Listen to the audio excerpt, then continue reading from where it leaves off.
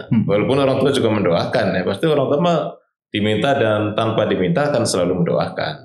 Assalamualaikum warahmatullahi wabarakatuh. Halo teman-teman Sobat Pikir. Setelah 1 minggu podcast episode pertama kita telah hadir di YouTube. Mungkin kalau teman-teman yang belum lihat, silakan untuk melihat. Teman-teman, kali ini kita akan bahas tentang orang tua, sosok yang luar biasa di belakang kita yang merawat kita dari bayi. Bahkan mungkin mereka tidak pernah meminta imbalan kepada kita atas kebaikan mereka kepada kita selama ini. Untuk itu saya mengundang teman-teman Sobat Pikir sekalian untuk bergabung mendengarkan podcast Pikir bersama Bapak Nur Ajiz Sugiarto, SE AK MMCA, selaku dosen ULBI. Kita akan berbicara 30 menit ke depan tentang berbakti kepada orang tua.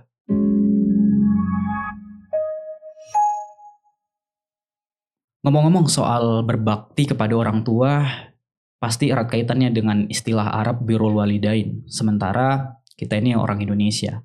Dalam pandang agama, berbakti kepada orang tua itu bagaimana? Sementara dalam adat kita, misal orang Sunda atau orang Batak dan sebagainya, berbakti sama orang tua itu seperti apa sih? Biar dikatakan anak yang berbakti gitu, Pak. Jadi pada kesempatan hari ini kita bukan sedang memberikan kuliah atau memberikan pencerahan atau apa, kita sama-sama belajar. Jadi saya juga sedang belajar, yang lain juga sedang belajar. Jadi kita berbagi info saja ya, sharing informasi, sharing pengetahuan. Ya, terkait dengan pertanyaan tadi bahwa berbakti kepada kedua orang tua memiliki makna yang sangat luas ya, dan itu diakui dan dilaksanakan barangkali oleh seluruh lapisan masyarakat dari berbagai agama ya, berbagai suku, bangsa ya, itu semua mengakui bahwa berbakti kepada orang tua adalah hal yang baik.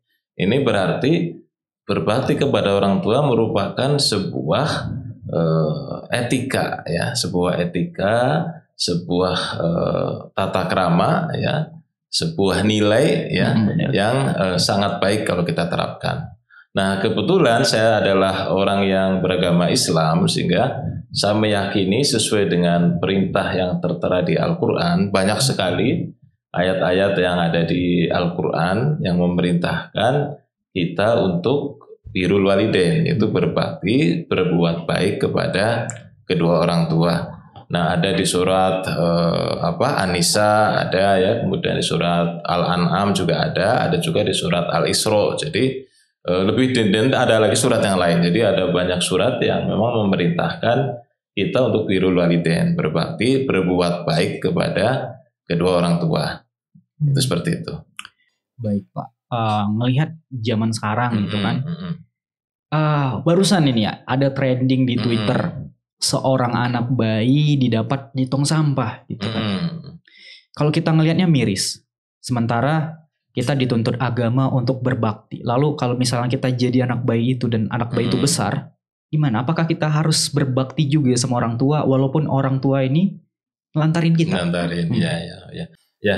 Betul sekali, banyak sekali insiden ya yang menyangkut apa istilahnya pembuangan barangkali ya, pembuangan bayi, di mana banyak orang yang sangat menginginkan punya anak ya. Benar. Sangat menginginkan punya keturunan ya kan ya, sampai dia berobat habis mungkin puluhan miliar belum dapat anak ya, belum dikasih anak oleh Allah. Tapi di sisi lain ada yang punya anak tapi malah dibuang ya, ada yang dibunuh bahkan kan gitu ya.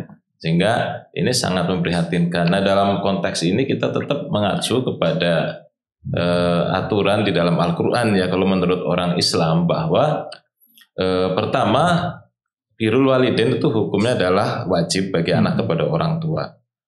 Bahkan ditegaskan di Al-Quran juga ya, walaupun orang tua kita adalah mempunyai keyakinan yang berbeda, katakanlah misalnya saya Muslim, orang tua saya non Muslim, kita tetap harus mentaati perintah orang tua sepanjang perintahnya itu adalah tidak perintah yang jelek atau perintahnya perintah yang untuk mensekutukan Allah. Jadi kalau perintahnya untuk mensekutukan Allah kita wajib menolak. Tapi kalau perintahnya yang baik kita hukumnya wajib mentaati perintah orang tua, walaupun orang tua kita itu katakanlah berbeda keyakinan. Ya, itu pertama. Nah, yang kedua, memang kedudukan berbakti kepada orang tua di dalam Islam itu adalah setelah tauhid. Jadi sangat tinggi kedudukannya. Tauhid kan jelas perintah untuk kita menyembah Allah, tidak boleh menyembah yang lain kan. Benar. Nah, kedudukan yang kedua ini adalah birrul walidain, sehingga banyak ayat di Al-Qur'an yang menjelaskan bahwa kita tidak boleh menyekutukan Allah dan berbaktilah kepada kedua orang tua. Perintahnya seperti itu, sehingga banyak sekali ayat yang menyatukan antara ketauhidan ini dengan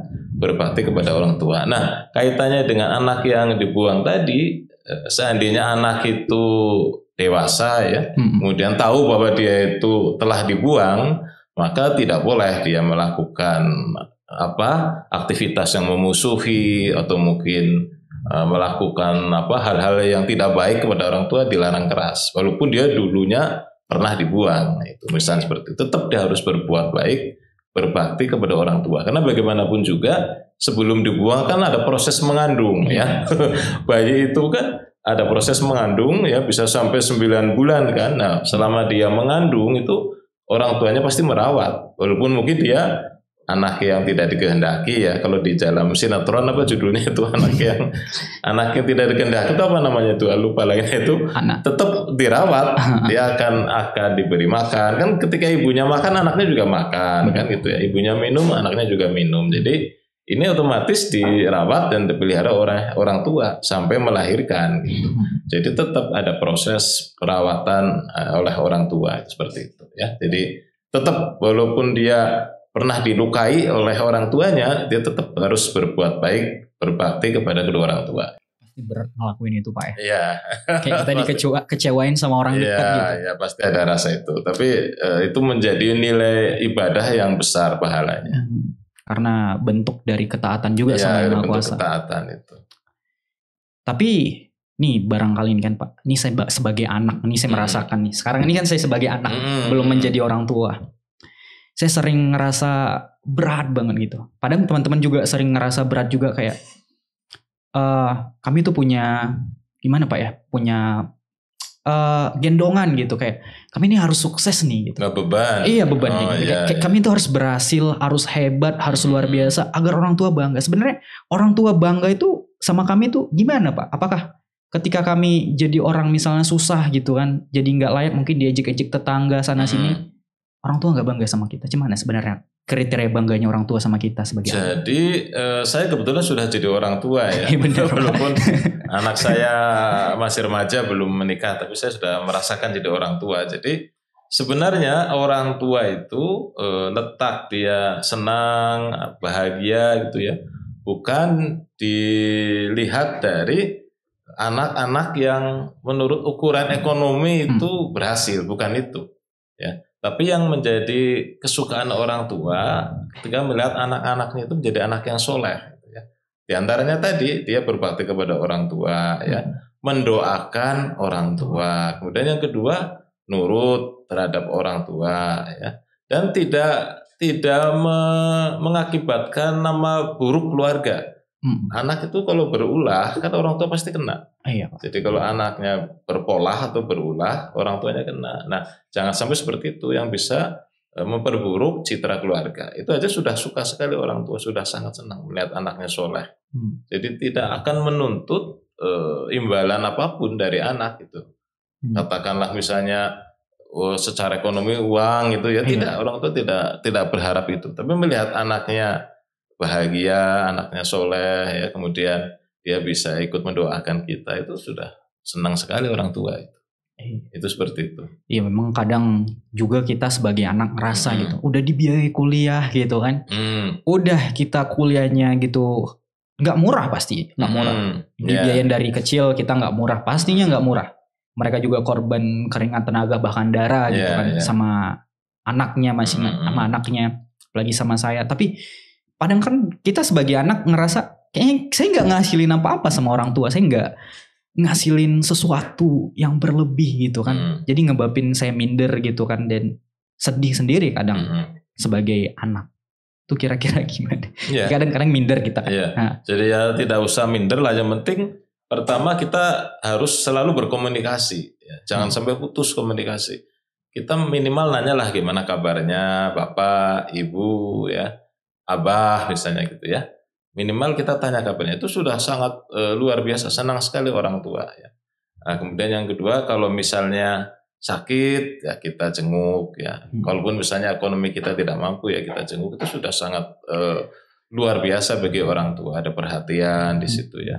Kalau masalah ekonomi mah bukan hal yang utama, sekali lagi saya tegaskan. Bahkan ada yang begini, sering terjadi orang anak itu ngasih sesuatu ke orang tua, misalnya uang lah gitu. Ini uang ada rezeki. Nah nanti ketika kita pulang, kita dikasih oleh-oleh lagi dari orang tua yang nilainya lebih besar dari uang kita kasih. Iya benar. Itu, orang tua tuh nggak ada hitungan sama sekali seperti itu. Pokoknya dia melihat anaknya bahagia, pasti orang tua juga bahagia. Itu aja kuncinya. Sehingga kita tidak boleh minder manakala belum bisa memberikan sesuatu. Yang penting itu tadi kita harus dengan ikhlas ya, mendoakan kedua orang tua kita. Kemudian yang kedua kita selalu komunikasi, ya, say hello ya, gimana kabarnya gitu. Itu minimal seminggu sekali lah gitu kalau berjauhan ya, entah itu lewat telepon ya, atau mungkin lewat WA gitu ya kalau ada WA, atau mungkin dengan cara yang lain. Yang penting komunikasi jangan sampai terputus ya. Nah kemudian yang ketiga itu hal yang paling penting adalah jangan membuat malu orang tua itu. Jadi kita sebagai anak ya jadilah anak yang walaupun tidak bisa membanggakan tapi jangan membuat malu orang tua gitu aja. Gitu. Iya sih, jangan itu sudah cukup itu. Ya, untuk teman-teman ya yang sering ngeklub, yang sering gitu-gitu ya, sadar lah ya orang tua udah biayain teman-teman, udah ngasih ya gitu. Ya. Harapannya pasti ada. Harapannya nggak mungkin ya jadi orang baik, taat sama agama itu, gitu Pak. Pasti. Tapi memang kalau dipikir-pikir gitu kan Pak. Kadang gara-gara minder tuh nengok tetangga awak udah sukses, udah besar, ngasih orang tuanya rumah segala macam. Ya terus pasti ya terkenal di kampung kan, otomatis. Ya kita mungkin yang pulang Ramadan, ditanya lagi tetangga, kamu mau jadi apa, udah ngasih apa sama orang tua? Ya gitu kan Pak, ribet, riwah jadi manusia ini. Itu memang masih ada lah beberapa kasus seperti itu. Jadi ada semacam gengsi kalau tidak menunjukkan bahwa kita sudah jadi orang yang sukses secara ekonomi kan gitu ya. Misalnya mudik nanti nih kan bentar lagi mudik ya. Pulang ke rumah orang tua tidak bawa mobil misalnya, gengsi gitu ya. Pastinya gengsi. Kemudian di rumah tidak makan-makan yang mewah misalnya, gengsi kan itu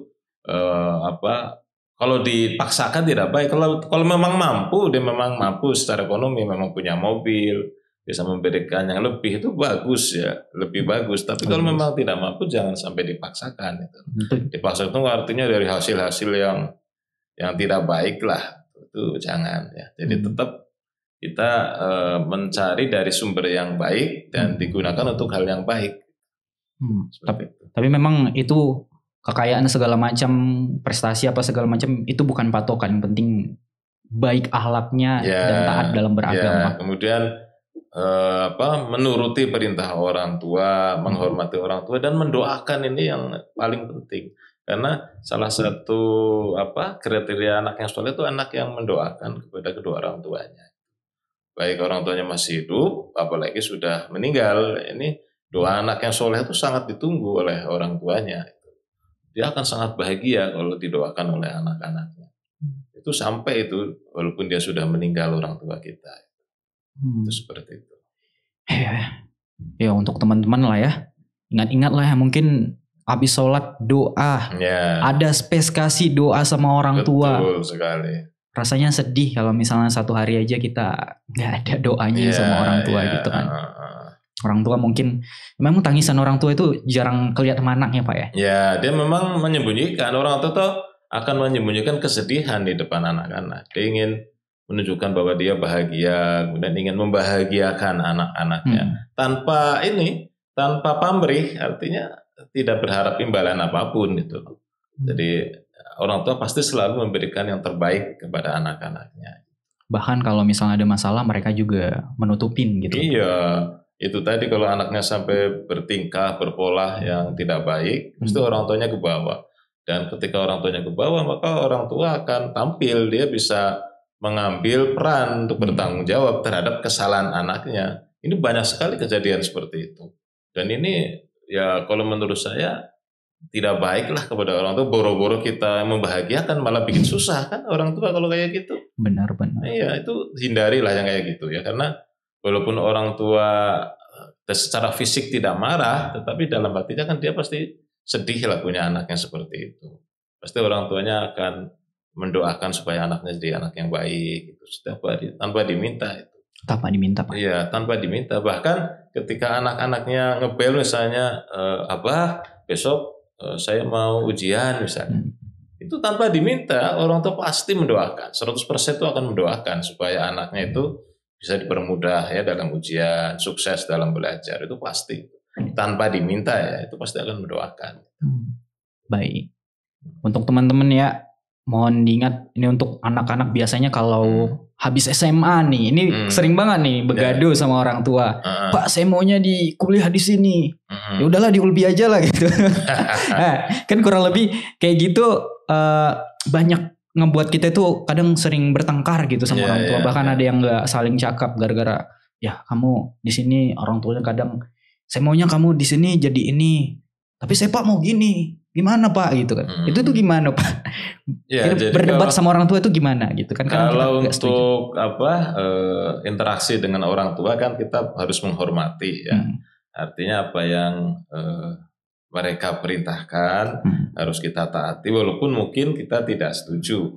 Tapi jangan kita melakukan perlawanan. Misalnya bikin kata itu atau misalnya membentak, itu sudah fatal itu. Itu dosa besar ya. Jadi jangan sekali-kali melawan kedua orang tua kita. Nah, nanti kan bisa dibahas secara bijaksana ya apabila memang ada keinginan yang berbeda. Misalnya orang tuanya ingin masuk kuliah di kampus A ya. Anaknya kepengen kuliah di Ulbi misalnya, itu kan bisa dibicarakan lah ya dari sisi minat anaknya. Kan nanti orang tua juga akan tahu anaknya minatnya di Ulbi ya. Otomatis misalnya di bidang logistik ya, dia lama-lama pasti akan paham dia arahnya ingin di logistik ya, didorong lah supaya bisa belajar logistik di Ulbi gitu misalnya gitu. Iya, banyak juga perdebatan gitu kan kadang-kadang ngomong padahal mah ada cara baiknya, tapi memang kan anak muda Pak emosi. Nah ini dia yang kadang-kadang suka susah ya. Iya. Nah, jadi ada beberapa karakter anak muda yang karena darahnya darah muda ya. Benar, darah muda emosi. Masih bergolak gitu ya bahkan sering kita melihat ini, mohon maaf ya, ada kasus tega-teganya anak membunuh orang tuanya. Ini kan sudah dari sisi kejiwaan ini apakah waras atau tidak kan gitu. Nah ini yang perlu dicermati ya. Jadi anak-anak yang walaupun darah mudanya sedang bergolak tapi tetap harus bisa mengendalikan diri, terutama di depan orang tua ya. Saya yakin kalau anak-anak itu ya katakanlah mau sholat lah gitu ya, itu pasti terkendali. Mau sholat aja, katakanlah sholat wajib aja ya pasti terkendali. Kalau yang Islam ya, kalau yang agama lain ya beribadah lah sesuai dengan keyakinannya, itu pasti akan terkendali. Kadang-kadang mereka tidak terkendali karena tidak pernah itu melakukan sholat wajib, itu masih belang bentong. Itu yang kadang-kadang setan itu jadi mudah memicu amarah gitu. Memang itu fakta, sholat itu mencegah perbuatan keji dan mungkar. Insya Allah kalau kita mau sholat ya akan tahu persis lah kedudukan orang itu seperti apa. Minimal ketika mengandung, melahirkan, kan, membesarkan itu kan fase-fase penting bagi anak itu. Itu seperti itu. Jadi memang penuh dengan pengorbanan kalau orang tua. Oh iya, bahkan banyak kasus yang ibunya itu meninggal ketika melahirkan. Itu banyak kasus seperti itu, sehingga di situ ibu yang meninggal ketika melahirkan kategori meninggal syahid itu ya. Karena memang pengorbanan yang sangat besar itu. Sedang melahirkan meninggal. Itu kan pengorbanan yang luar biasa ya. Ya wajarlah kalau diberikan derajat yang tinggi ya untuk ibu yang meninggal ketika melahirkan anaknya.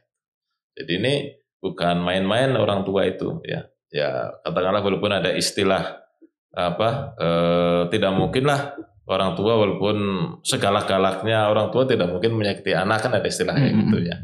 Tapi ya apapun itu kita tetap harus berbakti kepada orang tua. Karena gini, ada juga yang menyampaikan ya bahwa ridhonya Allah itu tergantung ridhonya kedua orang tua. Jadi kalau kita ingin menggapai ridho Allah, kita cari dulu ridhonya dari orang tua. Kalau orang tua kita sudah meridhoi, insya Allah Allah juga akan meridhoi. Nah dari sini kelihatan kedudukan orang tua itu sangat tinggi. Makanya ketika orang tua mendoakan kita dan kita ikhlas, ya insya Allah makbul, akan dikabulkan oleh Allah. Itu seperti itu. Jadi kalau mau gapai kesuksesan itu harus wajib banget hubungan sama orang tua ini harus baik banget. Betul ya. Jadi katakanlah kita mau melakukan sesuatu tahapan-tahapan dalam kehidupan, jangan lupa peran doa dari orang tua ya supaya diridhoi oleh Allah gitu. Ini setiap tahapan kehidupan kita jangan lewatkan peran dari orang tua kita.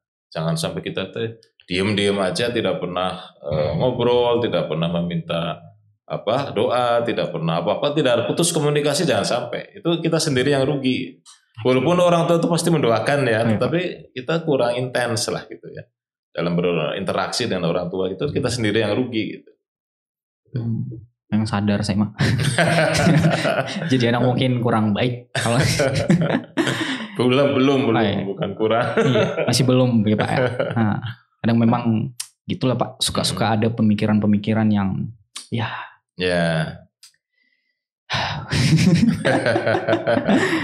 Kayak gitulah. Mungkin lah kalau teman-teman nonton pasti yang jadi anak-anak paham lah apa yang dirasakan anak-anak se-Indonesia gitu kan.